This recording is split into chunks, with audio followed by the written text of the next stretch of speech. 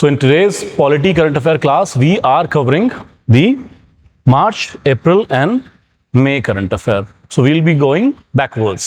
So to start with the topics, we will be covering भारतीय न्याय संहिता.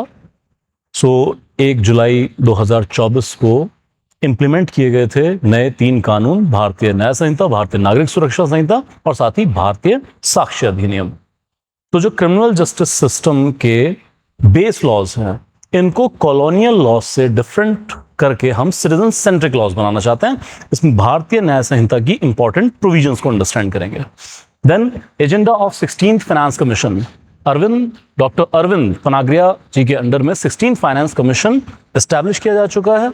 So finance commission के काम क्या हैं और फिर क्या चैलेंजेस हैं 16th फाइनेंस कमीशन के आगे, वो हम चेक करेंगे. Then supreme court of India on legislative privilege, अगर एक लाइन में कवर करें, so in earlier judgment that was a case related to PV Narasimha Rao, ये कहा गया था कि अगर हाउस के अंदर ब्राइबिंग जैसी एक्टिविटी भी करते हैं एमपीज या विज़ एमएलएस, तो immunities and privileges which is constitutionally and provided to the legislator as practices. तो हाउस के बाहर उनके ऊपर प्रिवेंशन ऑफ करप्शन एक्ट में केस दर्ज नहीं किए जाएंगे, जुडिशियल इंटरवीन नहीं करेगी. अब सुप्रीम कोर्ट की एक जजमेंट ने अर्लियर जजमेंट को ओवररूल किया है और कहा है अगर हाउस के अंदर ब्राइबिंग जैसे एक्ट में पकड़े जाते हैं लेजिस्लेटर, तो फिर इम्यूनिटीज एंड प्रिविलेज ब्लैंकेट तरीके से इनके ऊपर लागू नहीं होगी, कोर्ट्स इंटरवीन करेंगे. तो the rules notified under citizenship amendment act 2019. सो 3 मुल्क, पाकिस्तान, बांग्लादेश और अफगानिस्तान, और यहां से आने वाली 6 रिलीजियस माइनॉरिटीज को जो सिटीजनशिप हमने प्रोवाइड करने के लिए सिटीजनशिप एक्ट में अमेंडमेंट की थी, उसको प्रॉपर्ली इंप्लीमेंट करने के लिए we have made rules. So we will be covering that rules.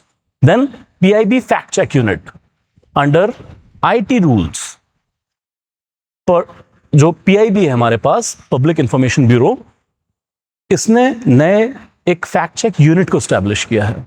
So fact check unit मतलब जैसे कि आप जानते होंगे कि बहुत सारी फेक न्यूज़, मिसलीडिंग न्यूज़ इस तरह से मीडिया, सोशल मीडिया में फैलाई जा रही है. तो गवर्नमेंट की एक फैक्ट चेक यूनिट होगी जो एनालाइज करेंगे, चेक करेंगे कौन सी न्यूज़ वो मिसलीडिंग है या फेक न्यूज़ है. हालांकि मैटर सब्जुडाइज भी हो चुका है. Then supreme court declared electoral bond as unconstitutional. Another most important current affair of today's, that is supreme court ने electoral bond scheme for political funding, इसको on the ground of violation of right to information unconstitutional declare कर दिया. Then एक छोटी सी scheme but very important, PM Surya Ghar Muft Bijli Yojana. और फिर world press freedom index, reporter sans frontiers या रिपोर्टर विदाउट बॉर्डर, एक कोलैबोरेशन है सिविल सोसाइटी ऑर्गेनाइजेशन का, और फिर ये डिफरेंट कंट्रीज को रैंक करते हैं कि वहां पर प्रेस के लिए कितनी फ्रीडम अवेलेबल है based on different parameters that we will be covering, also be checking the India's performance. Now we come to this thing that Bharatiya Nyaya संहिता. सो जैसा हमने बात की कि कॉलोनियल लॉज को हटाकर सिटीजन सेंट्रिक लॉज को इंप्लीमेंट करने के लिए, जैसे हम नाम पे भी गौर करें, भारतीय न्याय संहिता से पहले हुआ करती थी इंडियन पीनल कोड, जिसका टारगेट था पीनलाइज करना, चाहे ऑफेंडर को पीनलाइज करना या कॉलोनियल जबान में कहें तो लोगों को पीनलाइज करना. लेकिन अब हमने यहाँ पे पेनल्टी रखी जरूर है, लेकिन बेसिक कंसेप्ट हमारा कि लोगों को न्याय प्रोवाइड करना, जस्टिस प्रोवाइड करना अगर उनके खिलाफ कुछ भी गलत हो रहा है तो. Now here it comes the important provisions, just to write down some statistics. So there are total 358 sections in newly drafted Bharatiya Nyaya Sanhita. Earlier in IPC there were 511 sections. Then 20 crimes नए add किए गए हैं, जिसमें mob lynching, terrorism, ऐसे हम आज example देखेंगे भी. फर्दर 33 क्राइम के अंदर, 33 क्राइम के अंदर इम्प्रिजनमेंट सेंटेंस को इंक्रीज किया गया है. देन 83 क्राइम्स के अंदर फाइन को इंक्रीज किया गया है. बहुत पुराने फाइन थे, मिनिमल से फाइन थे, उनको अब नई इन्फ्लेशन एडजस्टेड तो नहीं कहना चाहिए, लेकिन जो आज की इकॉनमी चल रही है उसके हिसाब से अपग्रेड कर दिया गया है. देन 23 क्राइम में मैंडेटरी मिनिमम पनिशमेंट के इतना कम से कम पनिशमेंट 3 साल या 5 साल तो होगा ही होगा. एंड फाइनली इंपॉर्टेंटली नोट करें community service. So in different 6 crime community service भी इंट्रोड्यूस किया गया. तो ट्रेडिशनली हम देखें जो पनिशमेंट दी जाती है प्यूनिटिव लॉ के through, that is regarding like fines और jail for some number of years, life imprisonment और कैपिटल पनिशमेंट। कम्युनिटी सर्विस इससे डिफरेंट इस तरीके से है कि ज्यादातर ट्रिफलिंग एक्ट में जो नॉन सीरियस क्राइम खासकर, वहां पर ऑफेंडर को रिफॉर्म करने के लिए आप जेल नहीं भेज रहे हैं, बट कुछ कम्युनिटी सर्विस देते हैं कि समाज के लिए कुछ सेवा का काम आप करें। जैसे हो सकता है कोई जज साहब कहते हैं कि चलिए आपसे किसी रूल की वायलेशन हुई, आपको जेल नहीं भेजा जा रहा, लेकिन आप 100 प्लांट वो कहीं पर लगाएंगे, प्लांटेशन का काम करेंगे, या फिर किसी अनाथालय में जाके सर्व करेंगे, या किसी पब्लिक प्लेस पर जाके कुछ कम्युनिटी को आप सर्व करने का काम करेंगे, ताकि एक रिफॉर्म की फीलिंग, मॉरल वैल्यूज की फीलिंग हम उनमें अशर कर सकें। तो इंपॉर्टेंट चीज नोट करें, एक तो मिनिमम ऑफ सेंटेंसिंग, ये भी एक थीम है, और साथ ही कम्युनिटी सर्विस को भी हम मेन स्ट्रीमिंग करने की कोशिश कर रहे हैं। To start with the very first one, new offences. So कौन कौन से नए ऑफेंस हैं? The very first one under section 69, which was rather debated as well, that was having sexual intercourse on the pretext of marriage or pretext of fake marriage proposal. So section goes like that: sexual intercourse by deceitful means or by making false promise to marry shall attract the imprisonment of 10 years and also liable to fine. Further, deceitful means also include the inducement of false promise of employment, promotion and marrying by suppressing identity. So basic game ये है कि अगर कोई भी mail किसी female से on the false promise of marriage और promotion, या फिर अपनी आइडेंटिटी को रिवील ना करके, अपनी सही आइडेंटिटी रिवील ना करके फेक नाम से मैरिज प्रपोजल देते हैं, प्रमोशन का प्रपोजल देते हैं, जॉब्स, और फिर सेक्सुअल इंटरकोर्स करते हैं, तो फिर ये अपने आप में एक सेपरेट क्राइम होगा, सेपरेट फ्रॉम द रेप, क्योंकि otherwise this kind of act can be relatable to rape laws as well, लेकिन रेप लॉ से ना रिलेट करके अपने आप में एक इंडिविजुअल सेपरेट क्राइम एस्टैब्लिश किया गया है। Please right further, mob lynching, section 103। What is the phenomena of mob lynching? Any example? Any example? What is mob lynching?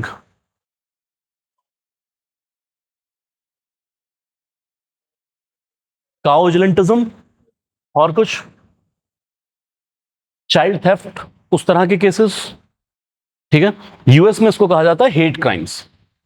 US को भी 150 साल लग गए थे हेट क्राइम्स के खिलाफ लॉ लाने के लिए। खैर, कोई स्पेशल लॉ तो हम नहीं लेके आए हैं, लेकिन बीएनएस में इसकी प्रोविजन कर दिया। Having said so, different states mob lynching के लिए लॉ ला चुके थे। जैसे राजस्थान, उनका अपना सेपरेट लॉ है मॉब लिंचिंग से डील करने के लिए। हमने एक सेक्शन में समराइज करने की कोशिश की। What is mob lynching? जहां पर भीड़ कानून को अपने हाथों में ले ले और just based on the basis of suspicion किसी को पीट दे पकड़ के, और पीट it can be leading to death as well.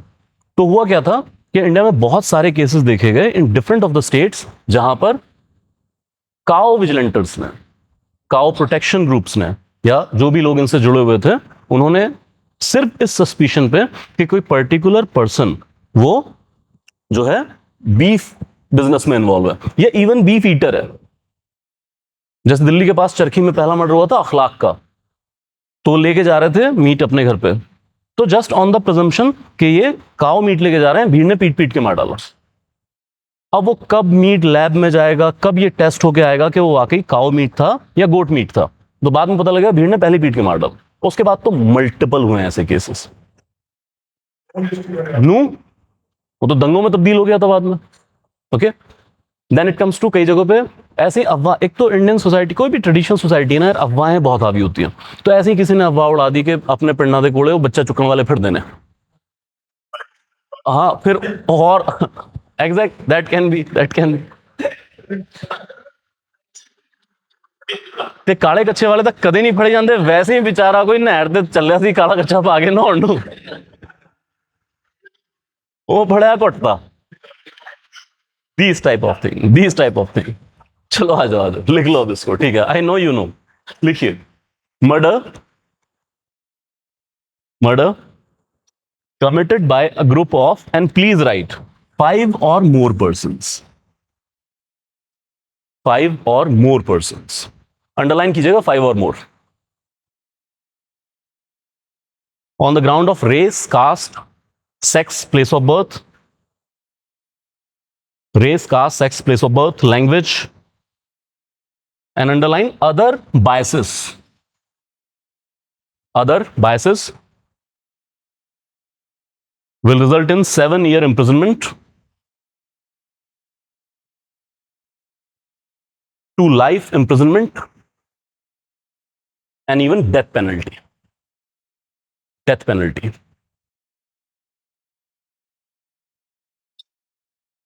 Seven to life imprisonment and even death penalty. इस एग्जाम्पल को और अच्छे तरह से याद रखिएगा कि इंडिया में कौन कौन से केसेस में डेथ पेनल्टी अट्रैक्ट होती है. It's about murder, rape cases, terrorism, waging war against the nation and mob lynching as well. Clear है यहां तक? Okay. Next please right very importantly section 111 organised crime. Okay wait a minute, लिखवा दूंगा मैं definition इसकी. इसके साथ लिख लीजिए, it will be useful in your internal security. Internal security there is a topic in the mains basically. और internal security में बाकायदा टॉपिक है ऑर्गेनाइज्ड क्राइम. हालांकि वहां पे और डिटेल में देखना पड़ता है कि organised crime and relation with terror groups और इनका कॉन्फ्लुएंस कैसे होता चला जा रहा है या फिर इनका सिम्बायोटिक रिलेशन क्या है आपस के अंदर. दाऊद पहले क्या था? ऑर्गेनाइज्ड क्राइम चला रहा था ना, अचानक 1993 के ब्लास्ट में इन्वॉल्व हो गया तो टेरर ऑर्गेनाइजेशन से मिल गया. क्लियर? वो रिलेशन हमें चेक करना पड़ता है. बहरहाल ऑर्गेनाइज्ड क्राइम क्या है? सिंपल एक चीज के कुछ पर्संस आपस में मिलके एक कंसिस्टेंट टाइम तक सीरियस क्रिमिनल एक्टिविटी, टुच्चे एक्ट नहीं, सीरियस क्रिमिनल एक्टिविटी को अगर अंजाम देते हैं with motive of profit, then it will be called as organised crime. अगर मैं इंटरनेशनल डेफिनेशंस की बात करूं तो उसमें और हमारी डेफिनेशन में एक फर्क मिलता है कि वहां पर कहा गया 3 or more persons international definitions के अंदर. ठीक है, जैसे यूएन की एजेंसी है ऑन ट्रैफिकिंग एंड ड्रग्स, उनकी डेफिनेशंस हैं. लेकिन यहां पर ऐसा सच कुछ नहीं, यहां पर सिंगुलरली या जॉइंटली भी लिखा गया है. क्या? सो कुल मिलाकर अगर क्रिमिनल एक्टिविटी को कोई ऑर्गेनाइज तरीके से, जैसे कोई कंपनी फंक्शन करती है, इस तरीके से अगर फंक्शन कर रहा है तो that will be considered as organised crime. क्या है एग्जांपल्स एनीवन? वो टेररिज्म है यार, वो प्योर टेररिज्म है, इसीलिए उसको अलग रखो. हाँ, ये सुनना ही मैं चाह रहा था इसीलिए पूछा. Okay okay, what else. हाँ जी, और कुछ इसके अलावा? Child labour, exactly. Car theft, इनकी इंटरस्टेट ऑपरेटेबिलिटी आप देखिए. आगरा से कार चुराएंगे, राजस्थान के हनुमानगढ़ में बिक रही होगी, वो भी पुर्जा हो गया. क्लियर? इवन ड्रग ट्रैफिकिंग, वो ऑर्गेनाइज्ड क्राइम है. तो multiple are there. Clear? So basically organised crime में क्या होता है, जैसे आप कोई कंपनी देखते हैं, प्रॉपर उस तरीके से ऑपरेट कर रहे होंगे. देयर विल बी हेड, मतलब बाकायदा हायरार्की होगी. ठीक है? और डिफरेंट हायरार्की पे प्लेस लोगों का डिफरेंट स्पेसिफिक रोल होगा. And then they are executing. You talked about Lawrence Bishnoi, so considered as head sitting in the jail. Then उसके फिर कुछ नीचे की हायरार्की के अंदर लोग हैं कि गोल्डी है शायद नाम, जो कनाडा या कहीं से ऑपरेट कर रहे हैं, कोई और कहीं से ऑपरेट कर रहा है. फिर हिटमैन्स हैं, फिर अखबार में आ जाएगा कि 700 शूटर्स की इनके पास पूरी एक फौज मौजूद है, एंड सो ऑन. तो इस तरीके से जैसे कोई कंपनी काम करती है, इस तरीके से एग्जीक्यूट करना. हालांकि आपने जितने भी नाम लिए हैं, अगर आप वेस्ट से कंपेयर करें, आप गुची गामी ऑफ जापान के बारे में पढ़ के देखिएगा, फिर यूएस के कू क्लक्स क्लैन के बारे में पढ़ के देखिएगा. They are on magnificent level. उनके सामने यहां पर कोई टिकता ही नहीं है. Getting my point? तो अगर रियल में कभी पढ़ना हो तब आप यूएस का या जापानीज कल्चर देखिएगा, या फिर इटालियन माफिया आपने सुना होगा. They are on another level. ठीक है, पर चलिए लिखिए ऑर्गेनाइज्ड क्राइम की फिर डेफिनेशन. अभी तक हमारे पास ऑर्गेनाइज्ड क्राइम से डील करने के लिए लॉज नहीं थे. तो क्या था? डिफरेंट स्टेट के स्पेसिफिक लॉस थे। जैसे आपने कभी मकोका सुना है? Maharashtra organise crime control act, MCOCA. ऐसे ही गुजरात का गजोका, यूपी भी लेके आया था, यूपी कोका करके। हाँ हाँ, अब यही था नाम, तो यार मैं क्या।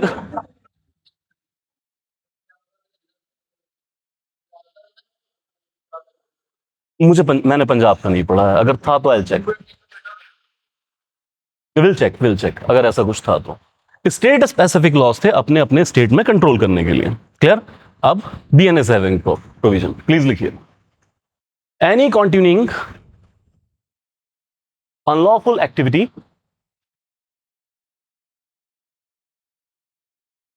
अब इसमें बहुत सारे हैं, इस सब की जगह आपको वैसे तो मिल जाएगा नोट्स के अंदर ये सब कुछ लिखा हुआ। आप लिख लीजिए serious crimes, serious criminal activity, and then just some definite. Serious criminal activity तो आपको ही पता ही है फिर, then kidnapping, robbery, theft, extortion, ransom, human trafficking, prostitution, drug, weapon, multiple. इनमें से कुछ याद रखिएगा। by any person, please do write by any person or group of persons acting in concert, acting in concert, singly or jointly, singly or jointly, either as a member of organized crime syndicate, either as a member of organized crime syndicate or on behalf of such syndicate,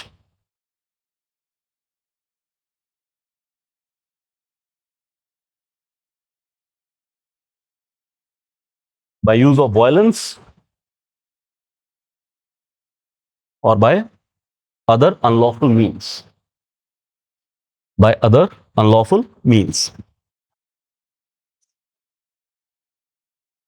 इसमें ना single person याद रखिएगा, इन concert है जब वो act कर रहा है। ठीक है, मतलब मान लीजिए कि Lawrence Bishnoi group, if it is they are procuring, अब कहीं से वेपन तो प्रोक्योर कर रहे होंगे। अब मैं उनके ग्रुप का मेंबर नहीं हूं, लेकिन मैं उनको वेपन सप्लाई कर रहा हूं और सिंगली कर रहा हूं, तो इन कंसर्ट हो गया ना, तो मुझे भी ऑर्गेनाइज क्राइम में लेके आएंगे। क्लियर है यहां तक? ओके, देखिए आगे टेररिज्म। यार otherwise for terrorism we used UAP, majorly provision आते हैं। क्या ऑर्गेनाइज क्राइम की लिख लीजिए इसके अंदर, 10 year life imprisonment, 10 year life imprisonment up to death penalty, death penalty in death case, death penalty in death case.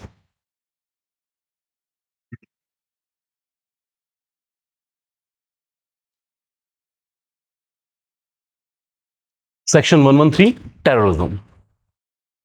Repeat, वैसे terrorism से डील करने के लिए we have specific law called unlawful activities prevention act, but now BNS is also having a definition, and please do write that any act,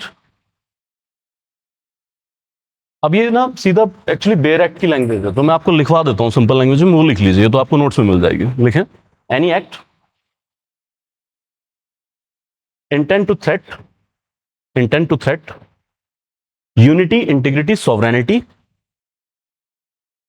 unity, integrity, sovereignty, security और economic security of India. Please underline economic security of India,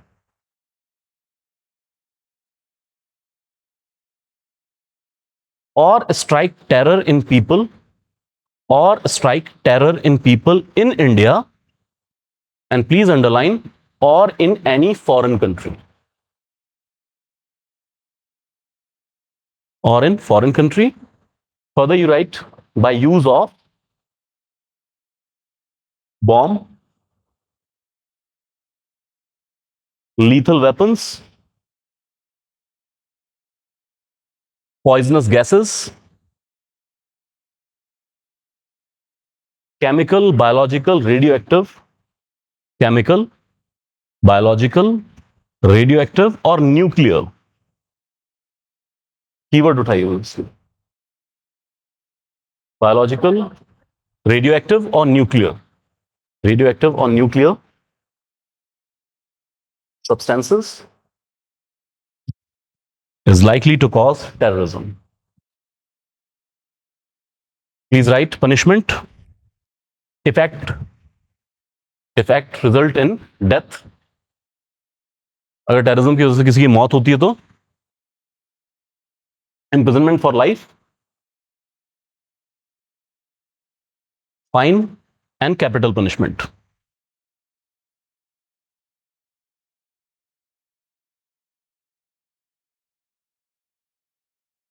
in other cases अगर terrorism में death नहीं हो रही है, in other cases minimum 5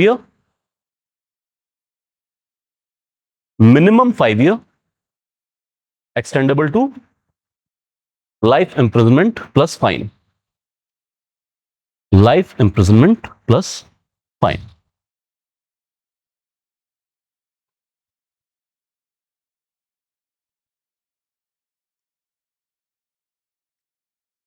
Sure.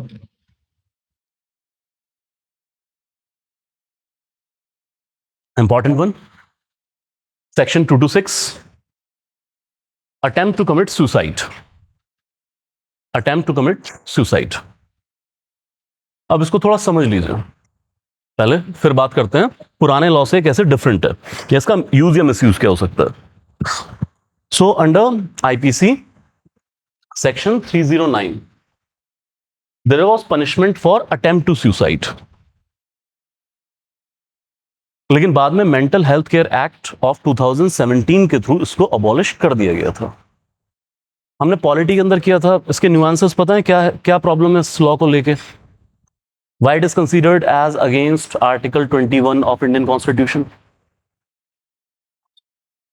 याद है? ठीक है, वो तो right to die and all that thing euthanasia जाके जुड़ जाएगा, लेकिन यहां पर बात यूथेनेशिया की हो ही नहीं रही है. That may be relatable but it is not about euthanasia, it is about criminalisation of attempt to suicide. अगर कोई भी पर्सन सुसाइड अटेम्प्ट करता है और उसमें फेल हो जाता है, then there will be a prosecution coupled with imprisonment. 1 साल तक की सजा थी पहले. क्लियर? अब यार ये ना, वैसे देखो ना, ये क्रिमिनोलॉजी के हिसाब से ठीक नहीं था. हाँ यार, अगेन देखो, एक तो कॉलोनियल लॉ, क्या आपको मरने भी नहीं देंगे. दूसरा, थोड़ा सा इसको क्रिमिनोलॉजी के हिसाब से देखिए. सुनो सुनो इधर, हेलो इधर आ जाओ. क्रिमिनोलॉजी में अगर मैं अटेम्प्ट और क्राइम की बात करूं तो उसी क्राइम का अटेम्प्ट पनिशेबल है जिस अटेम्प्ट का सक्सेस पनिशेबल है. जैसे अटेम्प्ट टू मर्डर अपने आप में सेपरेट पनिशमेंट है क्योंकि मर्डर की पनिशमेंट है. मैं कहना यह चाहता हूं 2 तरह के क्राइम्स हैं, एक होता है सक्सेसफुल हो जाना, एक होता है उसका अटेम्प्ट करना. जैसे robbery attempt to robbery, murder attempt to murder. लेकिन क्रिमिनोलॉजी ये कहती है कि उसी एक्ट का अटेम्प्ट पनिशेबल होगा जिस अटेम्प्ट का सक्सेस भी पनिशेबल है, मेन क्राइम भी पनिशेबल है. अब ये उसी प्रिंसिपल को डिफाई कर रहा है. यहां पर अगर कोई अटेम्प्ट टू सुसाइड करता है और सक्सेस हो जाती है तो कोई सजा नहीं. क्या कर लोगे उसका? लाश को और साम के रखो. बात समझ में आ रही है जो मैं कह रहा हूं? ये चीजें तुम ब्रेक के लिए बचा के रखो यार, इंटेलेक्चुअल टॉक्स.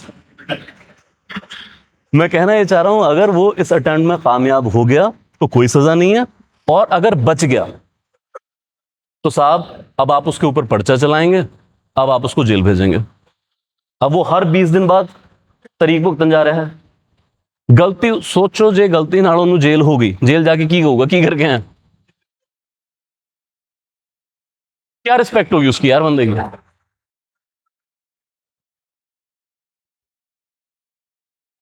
हाँ, खुद का मतलब बस वो जाके ये बताया कि अटेम्प्ट टू मर्डर के लिए आया हूं, बस ये ना बताए मर्डर किसका. ठीक है. अब coming to this thing, why it is against article 21, तो यार बहुत सारे थिंकर्स ने कहा यार देखो, जो भी सुसाइड अटेम्प्ट कर रहा है उसकी कोई ना कोई तो प्रॉब्लम है. That can B mental, physical, economical, societal, familial, कोई ना कोई प्रॉब्लम है, स्ट्रेस से गुजर रहा है, तब वो सुसाइड अटेम्प्ट कर रहा है। ऐसा तो नहीं जैसे हमारे दोस्त ने कहा कि माड़ा जा सुसाइड करके, है ना, कि सुबह सुबह उठा, देखा टाइम भी ठीक है, मौसम भी बढ़िया है, आज कोई खास काम भी नहीं है, चलो यार खुदकुशी की जाए। ये तो नहीं हो रहा है ना। अब आइए दूसरी तरफ, we are calling our self a welfare state. It is the duty of the state to protect the people, to help the people. We follow parens patrae, the Greek philosophy that the state will take care of its subject or the citizen right now as parents take care of their children. Parens patrae theory हम follow करते हैं। Clear यहां तक? बल्कि उस पर क्यों जाएं, आप कौटिल्य का अर्थशास्त्र उठा के देखिए, उसमें भी तो ये लिखा है ना कि राजा का सुख जनता के सुख में निहित है। एक तरफ आप ये सारी फिलोसफीज हैं, दूसरी तरफ आपके पास लॉज हैं जहां आप अटेम्प्ट टू सुसाइड पे पनिश कर रहे हैं। Now come to this thing, under mental health care act, please do right, under mental health care act 2017 section 115, mental health care act 2017,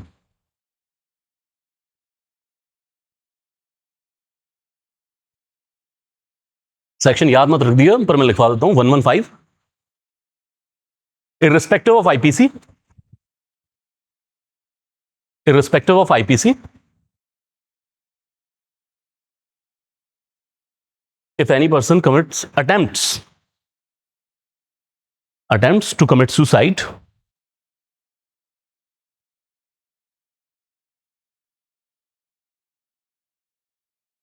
it shall be construed, it shall be construed, ये माना जाएगा, it shall be construed that such person is under severe stress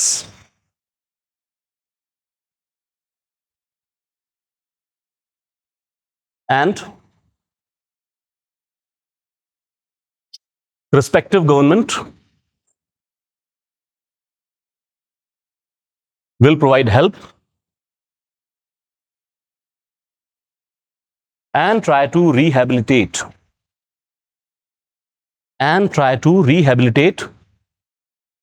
the person.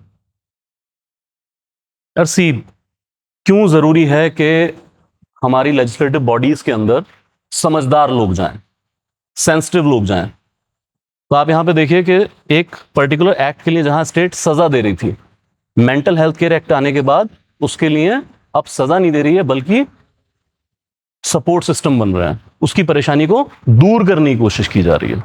This is the real डीकॉलोनाइजेशन।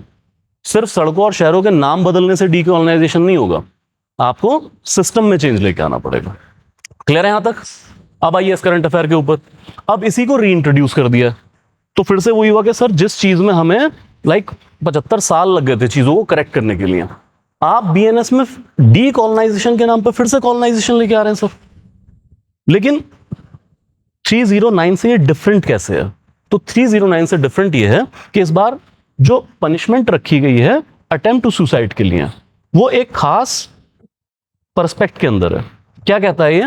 That attempts to commit suicide with intent to restrain or compel public servant from carrying out the duty with a fine of simple imprisonment up to 1 year or community service or combination of 3। तो या तो fine कर देंगे, या फिर 1 साल तक की सिंपल इम्प्रिजनमेंट कर देंगे, या फिर कम्युनिटी सर्विस इंपोज कर देंगे। आई रिपीट, सजा क्या है? फाइन, 1 साल तक की सजा, कम्युनिटी सर्विस, या कॉम्बिनेशन ऑफ 3। क्लियर यहां तक? अब इस लॉ में कुछ प्रॉब्लम नजर आ रही है? अगर मैं क्या कह रहा हूं, एक्ट कौन सा है कि कोई सुसाइड कमिट करने की कोशिश करता है, किस पर्पस के लिए? अपने घर पे बैठ के, मतलब ऐसा नहीं पर्सनल स्पेस के अंदर, बल्कि किसी भी पब्लिक सर्वेंट को कंपेल करता है about carrying out the duty, या उसको ड्यूटी से रोकने के लिए करता है, या कंपेल कर रहा है तुम कुछ ऐसा करो, स्पेशली रिलेटेड टू स्टेट। नजर आ रहा है कुछ कि कहां इसका मिसयूज हो सकता है?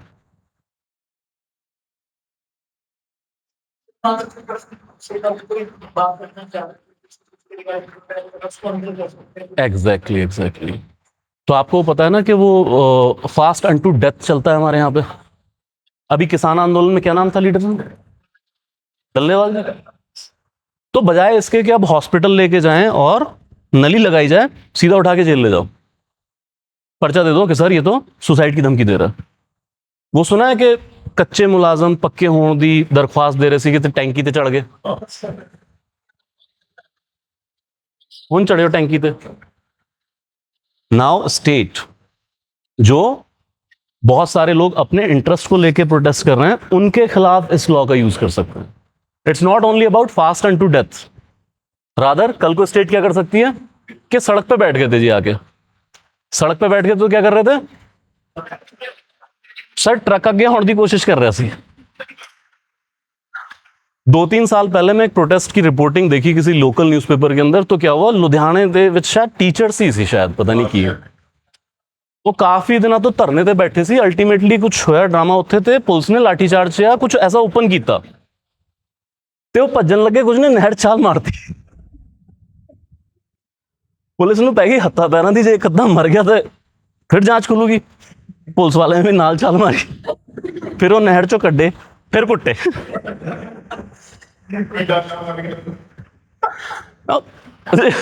नहर, इन सारे केसेस के अंदर आप समझ रहे हैं कि पुलिस अब कौन से पर्चे देने वाली है। These type of loss will be used. Clear यहां तक? दे आर सिंपल, समझो। सुनो सुनो, इधर इधर इधर एक लाइन चाहे लिख लीजिएगा, this can be misused against people who are demanding their rights. Clear?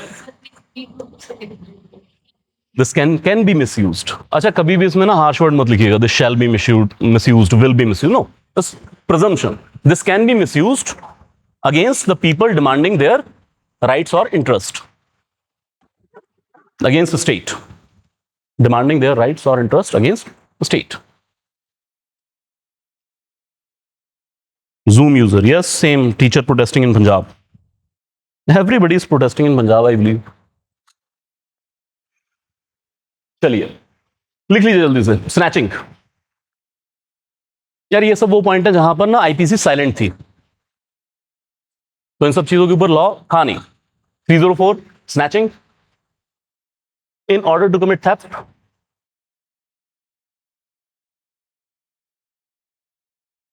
the offender suddenly or quickly, suddenly, quickly, forcibly,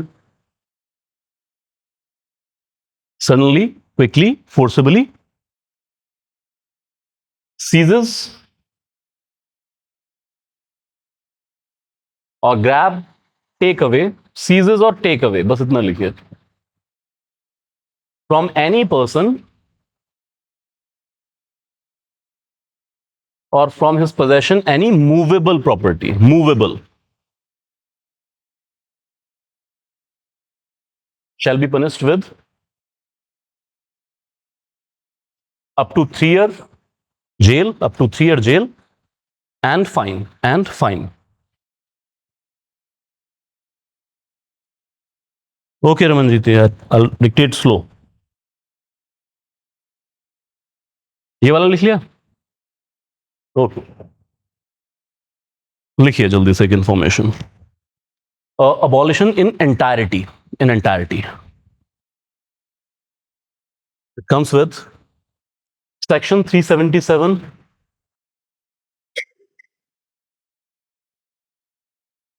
that is unnatural sexual offenses.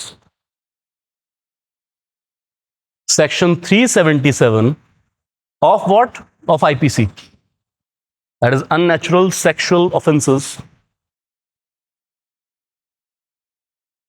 being abolished in entirety. Next, adultery under section 497 of IPC, abolished in entirety. I have given a case, Joseph Shine, because in this case, this was declared as unconstitutional. Unconstitutional and void. उस दो information लिख लीजिए। एक case भी important है, याद रखिए। कुछ केसेस पे क्वेश्चन आ जाते हैं ना कि किस केस में क्या डिसाइड या किस रिलेशन में है केस। जोसेफ शाइन, पहले लिख लीजिए, it is declaring the adultery unconstitutional and void. हाँ जी। अर्लियर, यस, अबॉलिश्ड इन एंटायरिटी। तभी बहुत सारे लोग कह रहे हैं कि गलत हुआ है, इसको लेके आना चाहिए था। या okay okay okay okay, so you know about 377? Yes और no?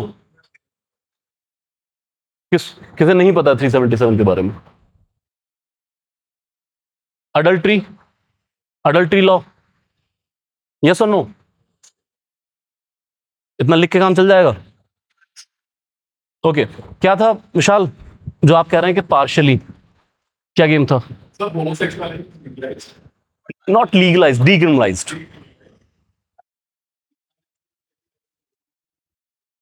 बिस्टैलिटी,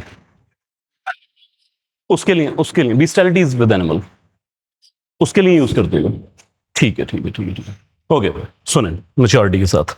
so basically on a quick revision basis, 377 of IPC penalized the homosexuality before, without even naming the homosexual word in it.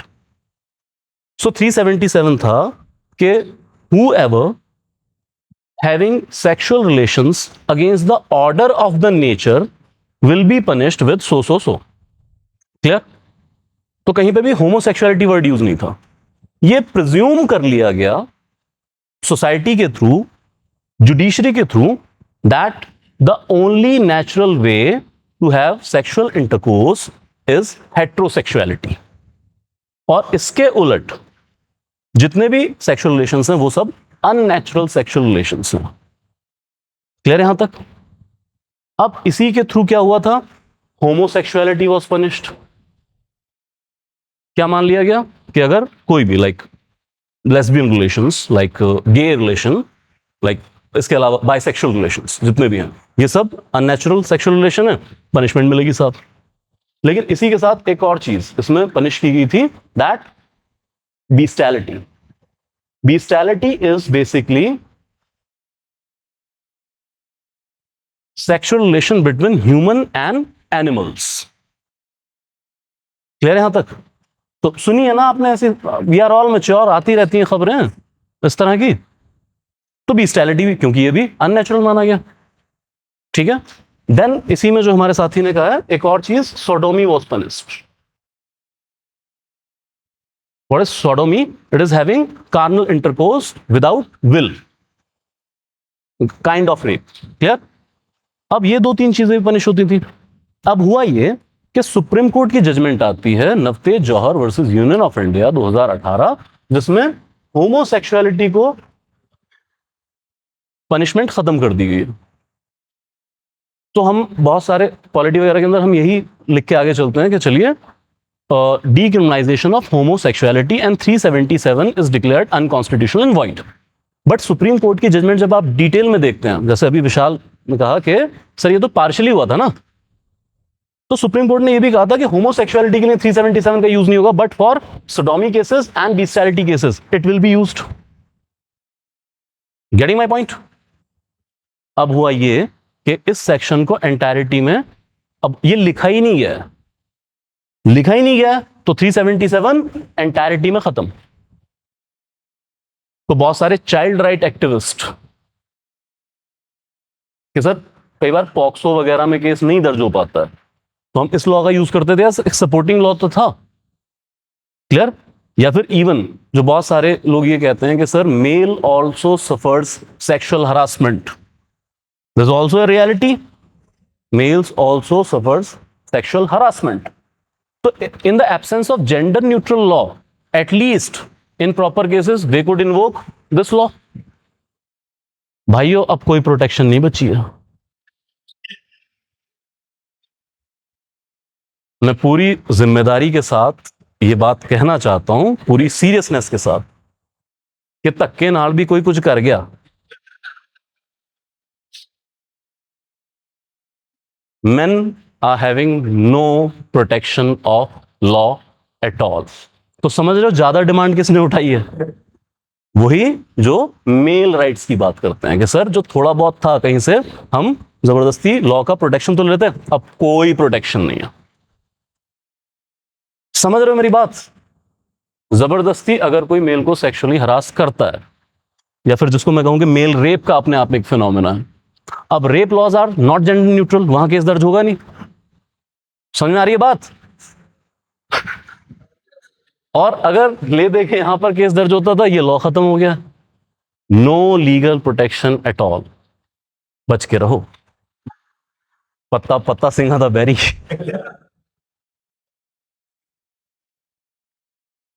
Is a beautiful thing. चलिए ठीक है ठीक है ठीक है यार, इतना नहीं पूछेंगे यार, वो क्यों पूछेंगे सर?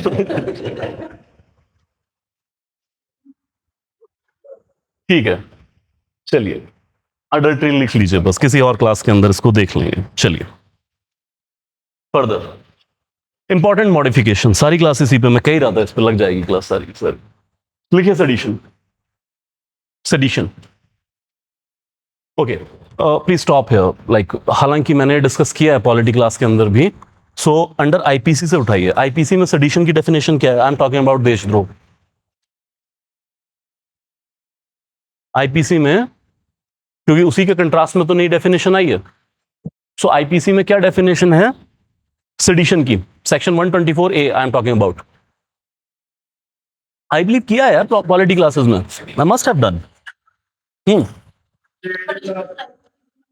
हम्म। हाँ हाँ, डेफिनेशन क्या थी?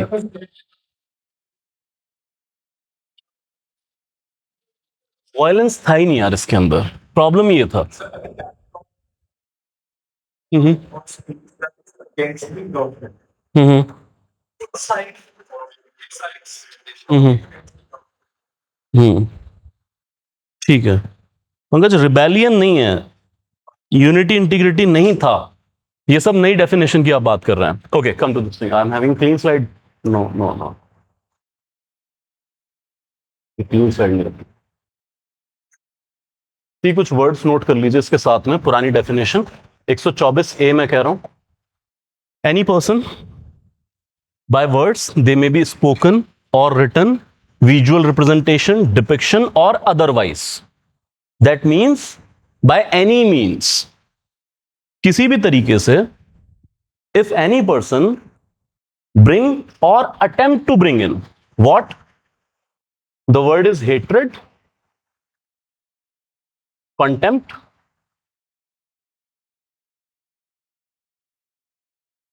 ठीक है जी, hatred और contempt।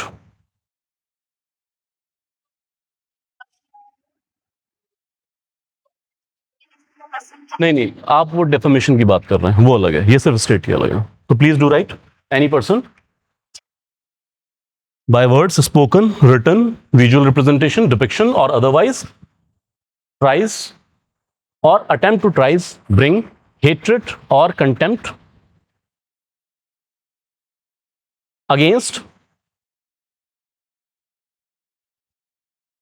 the government established by law in India।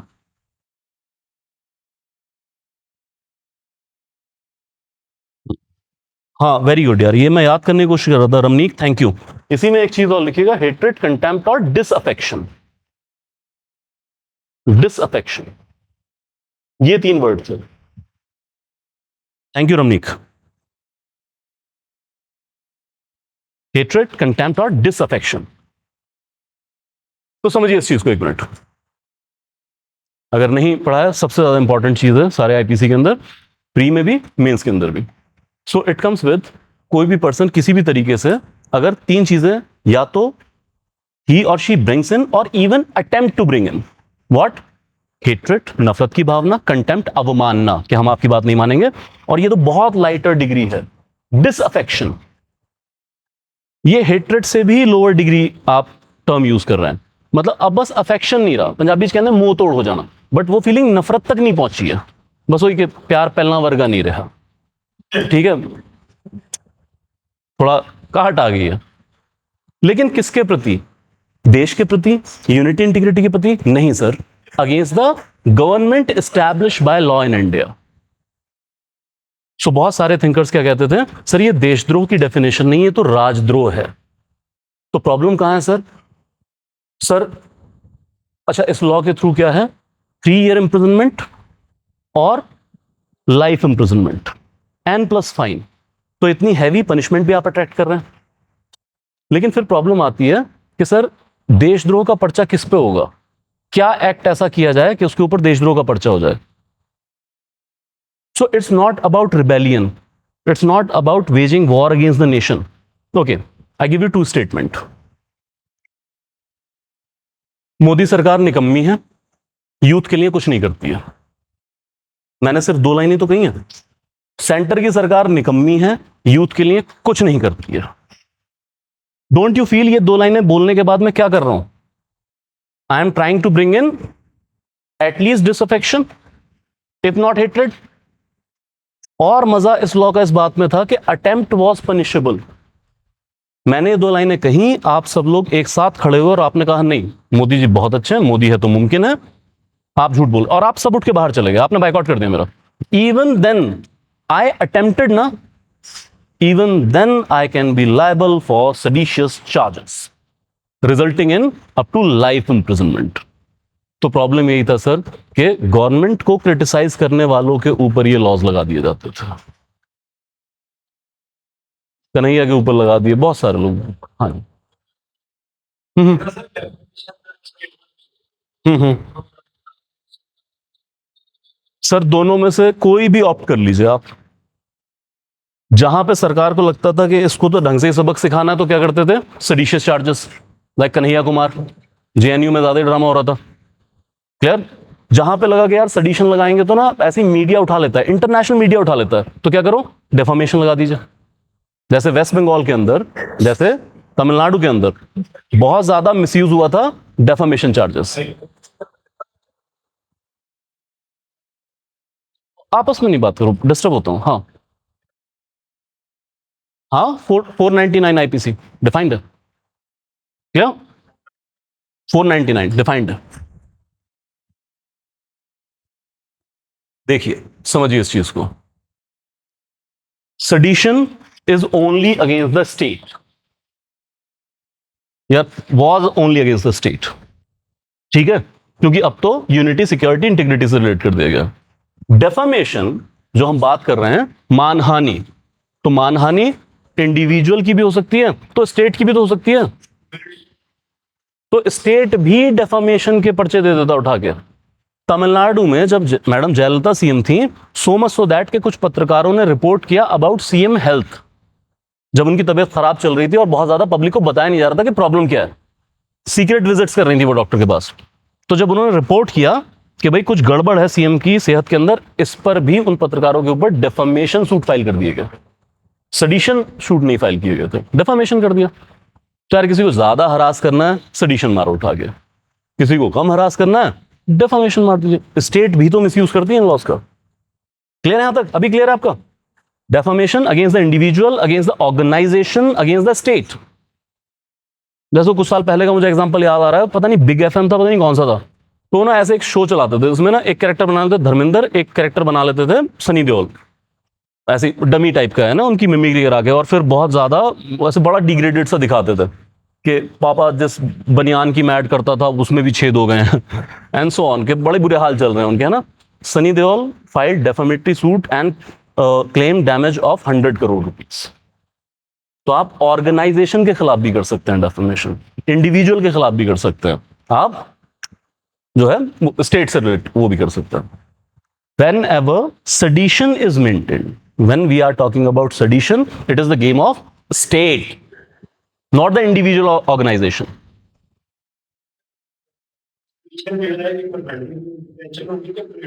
Punitive, sir, because क्योंकि आपको कहां कहां ये मिल रहा है, आपको प्यूनिटिव लॉ में मिल रहा है। Getting my point? हाँ, देशद्रोह में आप किसी के ऊपर टेरर चार्जेस इंप्लीकेट कीजिए, यूएपीए मारिए, फिर आपको प्रिवेंटिव डिटेंशन मिलेगी। Very plain and simple. याद रखो यार, इसमें ना डायलेमा में नहीं आना है। जहां पर भी आपको ये मिले कि प्यूनिटिव लॉ से कोई चीज निकल रही है, प्यूनिटिव डिटेंशन, प्रिवेंटिव है ही नहीं। प्रिवेंटिव डिटेंशन लॉ से आएगा तब प्रिवेंटिव डिटेंशन मिलेगी। कोई डायलेमा नहीं। Clear? Any doubt, any doubt, any doubt? लिखो नहीं। Most important thing, section 152, making whoever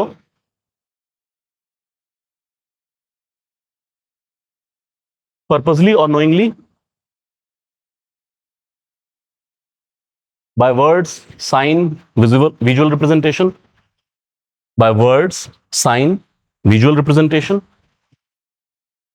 and please underline by electronic communication, by electronic communication, ये अंडरलाइन कर लीजिए, पहले नहीं था ये वर्ड, और by use of financial means, underline financial means,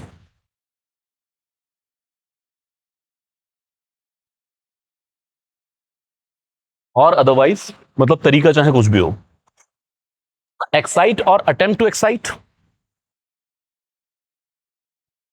Now use the keyword secession or armed rebellion.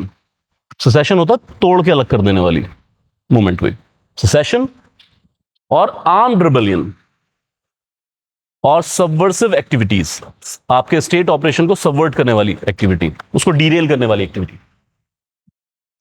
और encourages feeling of separatist activities,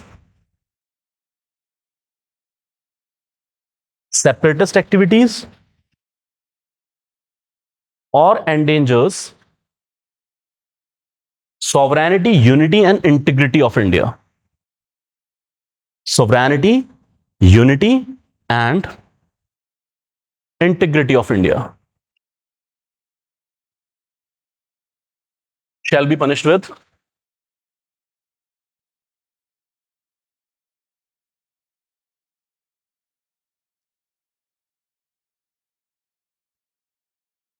shall be punishable with minimum 7 years of imprisonment, minimum 7 years up to life imprisonment, and shall also be liable to fine. 7 से life imprisonment और साथ में fine भी provide किया जा सकता है.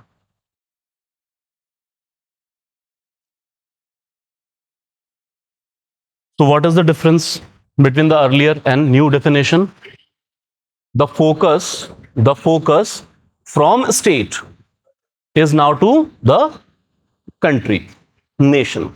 तो कोई भी एक्टिविटी के थ्रू आप अगर या तो सेपरेटिस्ट एक्टिविटी, अलगाववाद की फीलिंग लेके आना चाहते हैं, जैसे कोई यहां पर खालिस्तान की बात करे या फिर कोई यहां पर कम्युनिस्ट स्टेट की बात करने लग जाए, क्लियर, या आर्म्ड रिबेलियन कर रहे हो, तो आर्म्ड रिबेलियन इस वक्त किसने किया हुआ?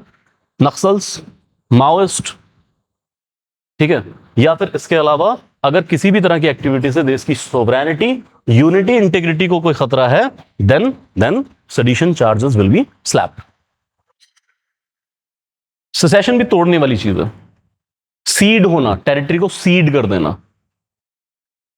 एक तो है सेपरेटिस्ट एक्टिविटी, क्या कि सर हम यहां से टूट के खालिस्तान बना लेंगे, इसको ज्यादातर कहते हैं सेपरेटिज्म. सेसेशन जैसे कुछ लोग कहते हैं कि जम्मू एंड कश्मीर को पाकिस्तान में मर्ज करेंगे, तो टेरिटरी को सीड करके किसी और टेरिटरी में मर्ज कर देना. छोटा सा डिफरेंस है दोनों का. क्लियर यहां तक?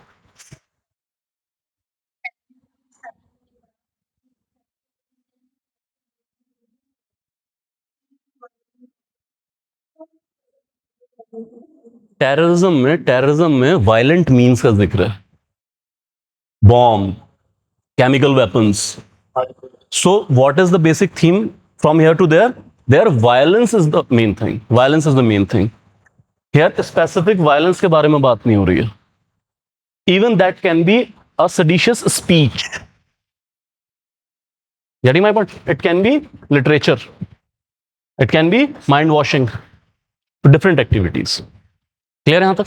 चलिए ठीक है, आ जाइए आगे. एजेंडा बस ये कर लेते हैं, फिर रैप अप करेंगे क्योंकि टॉपिक ये हो पाया आज. अच्छा, इसमें 2-3 चीजें नोट कीजिएगा भाई. पहले हालांकि मैं करवा चुका हूं, क्या? मिनिमम सेंटेंसिंग, ठीक है. इसके अलावा कम्युनिटी सर्विस, एंड देन एक और चीज नोट कीजिएगा, काफी सारे लॉस के अंदर रेफरेंस आ रहा है, खासकर जहां देश की बात है, एक इलेक्ट्रॉनिक कम्युनिकेशन इंक्लूड कर रहे हैं, दूसरा फाइनेंशियल।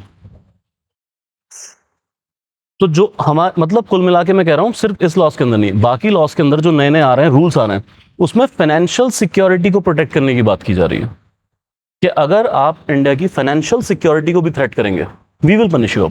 जो पहले के लॉज में आपको कहीं देखने को नहीं मिलेगा।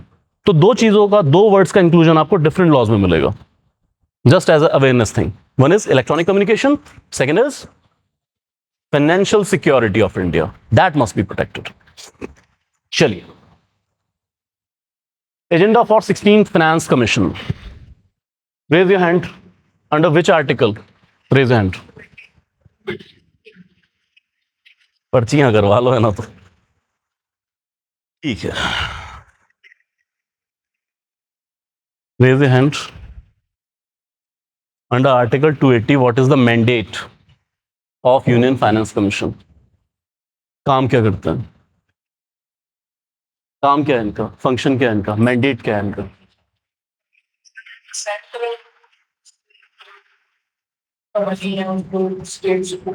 Yes Pankaj, 280।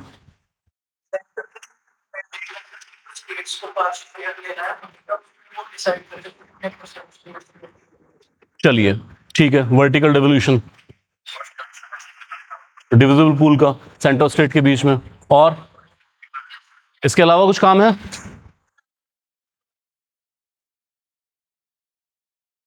Term of reference तो गवर्नमेंट प्रोवाइड करती है, ये प्रिंसिपल्स प्रोवाइड करेंगे। क्या चीज? किस चीज के principal?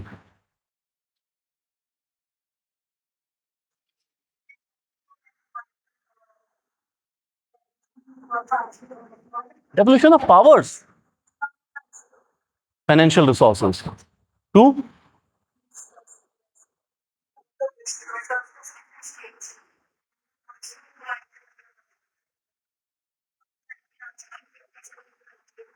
Okay, here it comes. हम एक कह रहे हैं सेंटर स्टेट, बीच में यूनियन फाइनेंस कमीशन, फिर स्टेट के नीचे है लोकल बॉडीज, और यहां पर है state finance commission. So under article 243 I, this is the constitutional authority, under article 280 this is the constitutional authority. तो मोटा मोटी मेरी समझ ये कहती है कि सेंटर स्टेट के बीच में रिसोर्स का डिस्ट्रीब्यूशन यूएफसी, स्टेट और लोकल बॉडीज के बीच में स्टेट फाइनेंस कमीशन। मेरी समझ इतना मुझे बताती है। लेकिन हमारे साथी ने अभी कहा कि यूनियन फाइनेंस कमीशन की रिकमेंडेशन लोकल बॉडीज तक भी फाइनेंसेस पहुंचाने के लिए काम में आती है, यही कहा आपने, है ऐसा?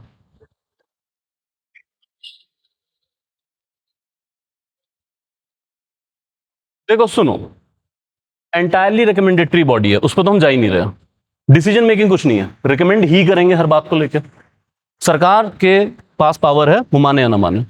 मेरा सवाल सिंपल है, चलिए आप ही की जुबान में पूछ लेते हैं, क्या यूएफसी की रिकमेंडेशन का असर पंचायती राज के फाइनेंसेस पे भी आता है?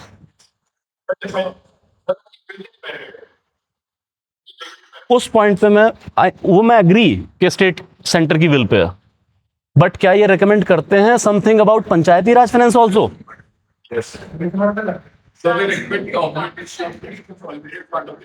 अब वर्ड से मत खेलो, मेरा सवाल बिल्कुल क्लियर है, हाँ या ना में जवाब दो, क्योंकि मैं वर्ड्स पे खेलने पाया फिर मुश्किल होगी। सवाल तो मेरा समझ गया आप, वेरी प्लेन एंड सिंपल। हाँ जी, आते हैं रिकमेंडेशन का असर पंचायती राज के ऊपर। बस यही एक पॉइंट याद रख लीजिए, yes, absolute yes.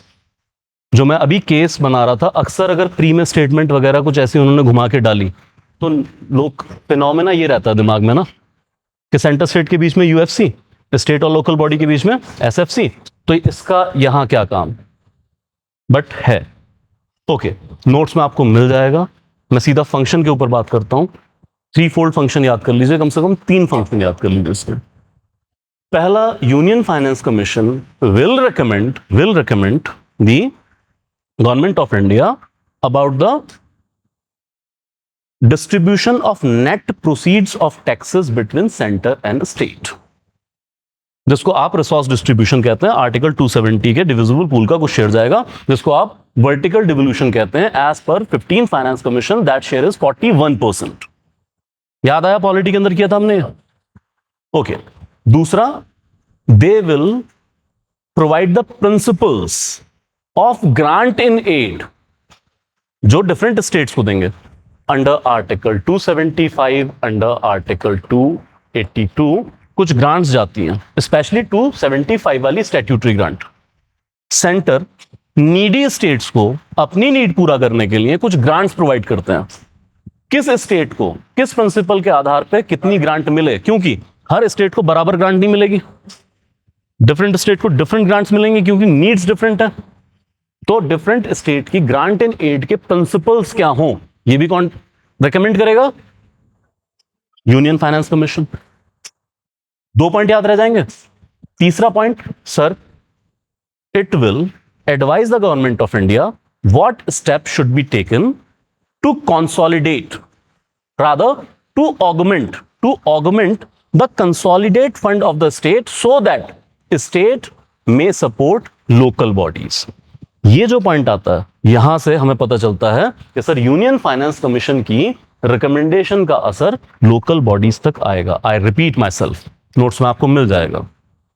Union finance commission will recommend the government of India what measures should be taken to augment the state consolidated fund so that state may support local bodies financially or augment the finances of local bodies.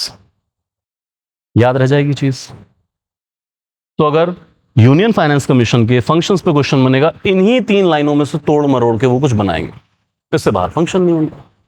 Any doubt please ask. Grant in aid लिखो. Principles to recommend about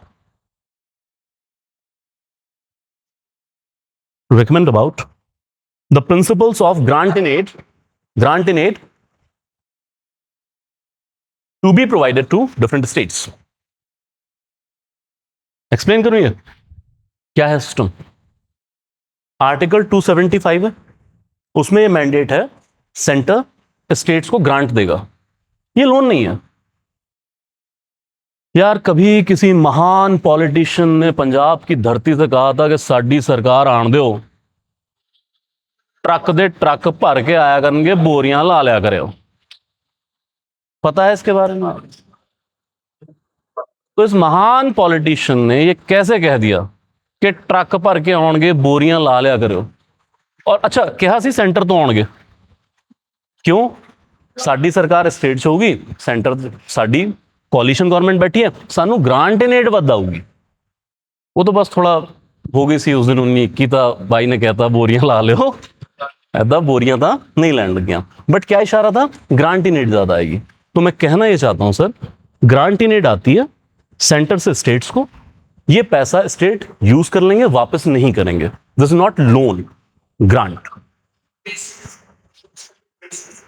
article 275 में define है कि centre state को statutory grant provide करेगा. Clear? अब आप सोच रहे हैं कि ऐसा क्यों, तो सर आपको फिर फिस्कल फेडरलिज्म पूरा रिवाइज करना पड़ेगा. अभी हमने बात की है कि सेंटर और स्टेट में रेवेन्यू डिस्ट्रीब्यूशन है, ठीक है? तो रेवेन्यू डिस्ट्रीब्यूशन में आज भी आप देखिए स्टेट्स का शेयर कितना है. वर्टिकल डिवोल्यूशन में states are having only 41%. Rest कितना बचा? ये रखेगा सेंटर. 41% पैसा नीचे आया और अब ये बचेगा 28 स्टेट्स में. वर्टिकल डिवोल्यूशन के बाद हॉरिजॉन्टल डिवोल्यूशन भी तो होगा, यस और नो? सो पहली बात, शेयर हायर किसका? सेंटर का. दूसरा, ये 41/28 राज्यों में, तो स्टेट को तो थोड़ा थोड़ा मिला, उनकी नीड नहीं कंप्लीट होने वाली है. देन फिस्कल फेडरलिज्म में जाके आप पढ़िए, जो भी क्रीम टैक्स टॉपिक्स हैं like corporate tax, income tax, किसके पास है? ये सेंटर के पास है. स्टेट के पास क्या बच के आता है? लैंड रेवेन्यू, वो भी वो कलेक्ट नहीं कर सकते हैं, मतलब ढंग से नहीं कर पा रहे हैं. प्रॉपर्टी टैक्स नहीं कर पा रहे हैं. तो सर स्टेट की इनकम पहले ही हमारे फिस्कल फेडरलिज्म की स्कीम में स्टेट की इनकम कमजोर है. मैं कहना ये चाहता हूं कि देखिए प्रॉब्लम यही है, फिर से गुजारिश करूंगा, प्लीज स्टैटिक पॉलिटी रिवाइज कीजिए, उसके बिना बात नहीं बनेगी। अब हम बात कर रहे हैं सीधा 16 फाइनेंस कमीशन पढ़ने की, तो अगर थोड़ा सा हमें फिस्कल फेडरलिज्म के बारे में नहीं पता तब प्रॉब्लम आएगी इन सब चीजों की। तो इसीलिए सर कॉन्स्टिट्यूशनल प्रोविजन है सेंटर स्टेट को हेल्प आउट करेगा, तो ग्रांट इन एड के थ्रू हेल्प आउट करता है। Any doubt, any doubt, any doubt? कोई है तो पूछो। Why confused, why confused? तो चलो एक बार सिंपली 16 फाइनेंस कमीशन पढ़ लेते हैं, फिर फिस्कल फेडरलिज्म अलग से कभी उठा लेंगे, क्लास के अंदर उठा लेंगे। चलिए आ जाइए, लिखिए नाम, लिखिए। सवाल मैंने पहले ही कहा था, बस इतना ही आएगा, बाकी नहीं आएगा। Doctor Arvind Panagariya is heading the 16 Finance Commission. लिखिए under article 280 president, who appoints president. Further लिखिए for 5-year period, for 5-year period. Jaskar, what do you mean by third point? Which third point?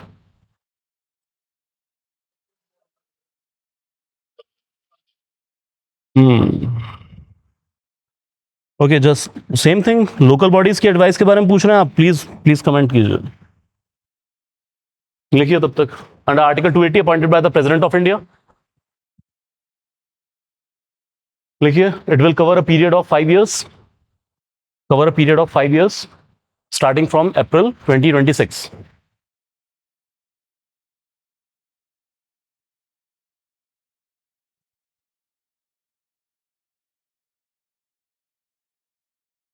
Functions लिख लिए आपने, और I should dictate, लिख लिया? चलिए इसी में एक और चीज लिखिए इस बार, यहां पे भी TOR जाता है, टर्म ऑफ रेफरेंस जाती है। गवर्नमेंट इनको बताएगा कि आप किस किस पॉइंट के ऊपर हमें सजेशंस देंगे, ठीक है? तो जो TOR गया उसमें ये तीनों पॉइंट तो शामिल नहीं है। इसमें एक और चीज लिखिए, disaster management. Please right that 16 finance commission is also mandated to review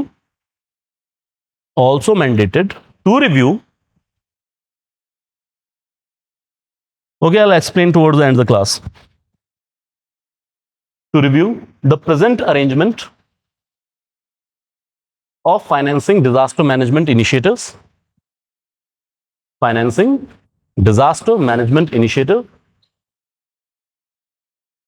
with reference to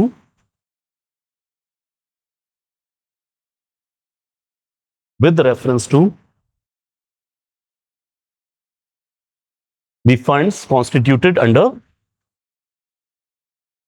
funds constituted under Disaster Management Act 2005,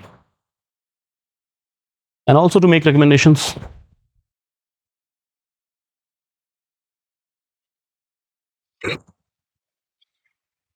ठीक है, इसको यहां समराइज करते हैं। नाउ सी, याद क्या रखनी है चीजें?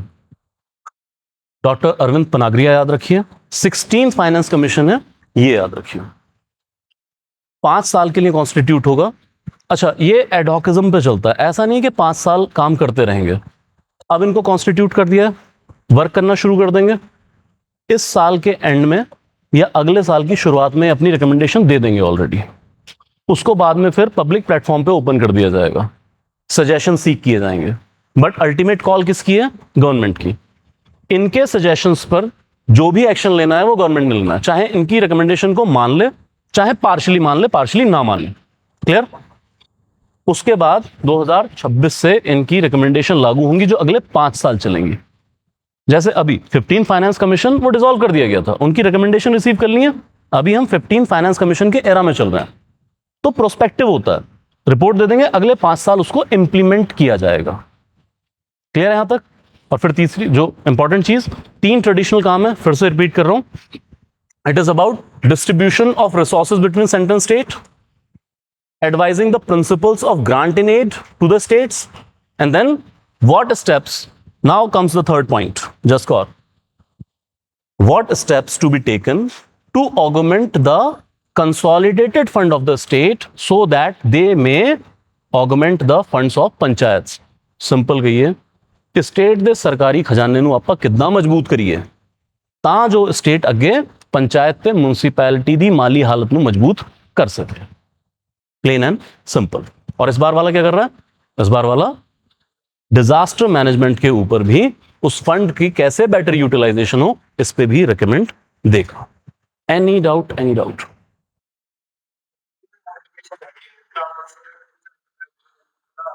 कोई ऑब्लिगेशन नहीं है सर, कोई ऑब्लिगेशन नहीं है। It is rather total discretion of the centre. हम सिर्फ स्टैट्यूटरी वर्ड यूज करते हैं। क्लियर? तो सर सुनिए, ये कि 16 finance commission is very important. Pre में इतना ही आ जाएगा, लेकिन मेंस के लिए ज़्यादा तैयार कर लीजिएगा, खासकर अगर आपके एग्जाम से पहले इसकी रिकमेंडेशंस आ गई हैं, then of high utility, not only in polity even economy. तो अभी तो चैलेंज ये है कि बहुत सारे लोग डिमांड कर रहे थे कि फिस्कल फेडरलिज्म स्ट्रॉन्ग किया जाए। जैसे एक चैलेंज मैं बता देता हूँ उसके सामने, दो बड़े चैलेंज हैं। एक, पंचायती राज और अर्बन लोकल बॉडीज को कैसे स्ट्रेंथन करें, क्योंकि उनका हालत बहुत खराब है। और अगर आप वाकई टेंजिबल रिफॉर्म चाहते हैं तो आपको लोकल बॉडीज में रिफॉर्म लेके आने पड़ेंगे। Second thing, few people were demanding के सर वर्टिकल डिवोल्यूशन में स्टेट का शेयर हाई होना चाहिए। करंट सिनेरियो में बहुत मुश्किल है कि 41% भी हम इंटैक्ट रख पाए। तो अभी तो फाइनेंस कमीशन के सामने चैलेंज ये है कि वो 41% ही इंटैक्ट रखे स्टेट का शेयर, तो भी गनीमत है। वाई? सर सेंटर की नीड बढ़ रही है। अगर आप इसको इंटरनेशनल जियोपॉलिटिक्स से कवर करके देखें, आप इसको कभी अमेरिकन राइज से कवर करके देखें, जो अमेरिका कभी अपने आप को ट्रू फेडरल कहा करता था, तो हम आज भी ट्रू फेडरल कहते हैं क्योंकि हमें आज भी वो 250 साल 200 साल पुराना यूएस याद आता है। आप पिछले 100 साल देखिए यूएस के, वो कैसे ऑपरेट कर रहे हैं, हाईली सेंट्रलाइज्ड है। कहाँ स्टेट्स नजर आ रहे हैं आपको? ट्रंप नजर आ रहा है आपको? तो जब भी कोई कंट्री, आप ये फिनोमेना देखेंगे, इंटरनेशनली बहुत एक्टिव हो रही है, सेंटर गवर्नमेंट को ज्यादा पावर चाहिए, ज्यादा रिसोर्सेस चाहिए। तो वो मिलिट्री वाइज भी हो सकता है, वो ट्रेड वाइज भी हो सकता है, जियोपॉलिटिकल सिचुएशंस है, ग्रांट्स देनी है दूसरी कंट्रीज को, ठीक है, आर्टिफिशियल इंटेलिजेंस, सिक्योरिटी, ये सब संभालना है। सेंटर की नीड बहुत हाई पेस पे बढ़ रही है, तब स्टेट को शायद उतना शेयर ना मिल पाए। क्लियर है यहां तक? तो इस तरह के नुआंसेस नोट कर लीजिए, मेंस में कोट करने के काम आएंगे, पर वो जब रिपोर्ट आ जाएगी तब देख लीजिएगा। Any doubt please ask. Clear? Okay, तो रैपअप तो बस हो गया। बस मैं इतना याद दिलाना चाहता हूं कि आज की क्लास में हमें कवर करने थे 1 2 3 4 5 6 7 8 टॉपिक, और हमने कवर किए हैं सिर्फ 2। तो रेस्ट कल देखेंगे। Thank you so much.